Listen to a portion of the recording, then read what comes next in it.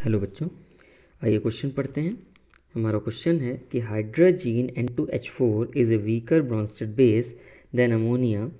In the following reaction would the position of equilibrium lie to the left और to the right, justify your answer. तो इस question में ये कहना चाहता है कि जो N2H4 है वो आपका वीकर ब्रॉन्स्टेड बेस है अमोनिया के कंपैरिजन में, क्योंकि आप अगर इक्वेशन देखते हैं तो यहाँ पे अमोनिया भी बेस का काम कर रहा है और N2H4 भी बेस का काम कर रहा है। तो किस तरीके से हम इसे देख सकते हैं कि आप अगर रिएक्शन देखें, मैं यहाँ पे लिख लेता हूँ N2H5 plus NH3 is equal to N2H4 plus NH4 plus. तो यहाँ पे आप देखें NH3 से NH4 प्लस बन रहा है H प्लस को एक्सेप्ट करके, और वहीं अगर मैं N2H4 की बात करूँ तो यहाँ से अगर आप ये रिएक्टेंट की डायरेक्शन में जाएं तो ये भी H प्लस एक्सेप्ट करेगा। अगर बैकवर्ड डायरेक्शन में जा रहे हैं तो ये भी इसका मतलब आपका बेस का ही काम कर रहा है। तो आपके सामने दो बेसेस हैं NH3 और N2H4। तो रिएक्शन पूछ रहा है किस डायरेक्शन में जाएगी। तो मैं आपको बता दूं कि रिएक्शन, जब भी कोई एसिड बेस रिएक्शन हो रही हो तो वो हमेशा उस डायरेक्शन में जाती है जिधर पे एसिड या बेस आपके वीक बन रहे हों। आप ये किसी भी एग्जाम्पल से देख सकते हैं। आप कोई स्ट्रॉन्ग एसिड स्ट्रॉन्ग बेस की रिएक्शन जब करवाते हो, HCl NaOH सोचो, तो NaCl और वाटर क्यों बन जाता है? क्योंकि Na और Cl बहुत ही ज़्यादा वीक एसिड और बेस हैं।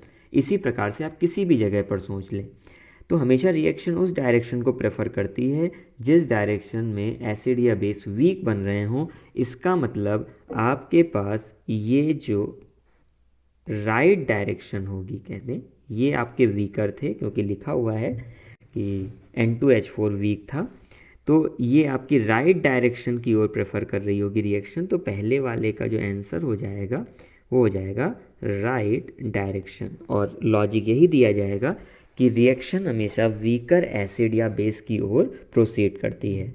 अब अगर हम सेकंड क्वेश्चन पे आएँ तो सेकंड पार्ट इसमें कह रहा है identify the two Bronsted acid and two Bronsted bases in the reaction.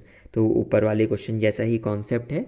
Brønsted acid वो होते हैं जो H प्लस डोनेट कर रहे हों। तो अगर आप देखें यहाँ पे कि इसके अंदर जो CH3NH3 प्लस है, CH3NH3 प्लस, वो आपका डोनेट करके अपना H प्लस डोनेट करके CH3NH2 को बना रहा है। तो इसका पेयर इसके साथ हो गया। तो अगर मैं यहाँ पे पॉइंट आउट करना चाहूँ तो ये आपका हो जाएगा एसिड, और ये CH3NH2 उसका कॉन्जुगेट बेस कहा जा सकता है। अब अगर ये एसिड है तो वैसे तो आप तुरंत इसे बेस कह सकते हैं और बाकी आप प्रूव भी कर सकते हैं। तो आप देखें अगर कि NH2OH से NH3OH प्लस यानी OH प्लस एक्सेप्ट करके बन रहा है, तो H प्लस जो एक्सेप्ट करता है वो क्या कहलाता है? वो आपका बेस कहलाता है। तो अगर वो बेस है तो ये उसका कॉन्जुगेट एसिड हो जाएगा।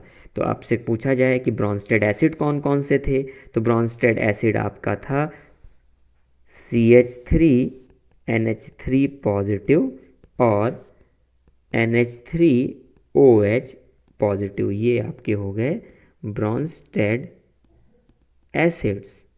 और अगर बेस की बात करें तो NH2OH और CH3NH2 ये आपके हो गए Brønsted base. So this is your final answer. Thank you and I hope you understood it very well.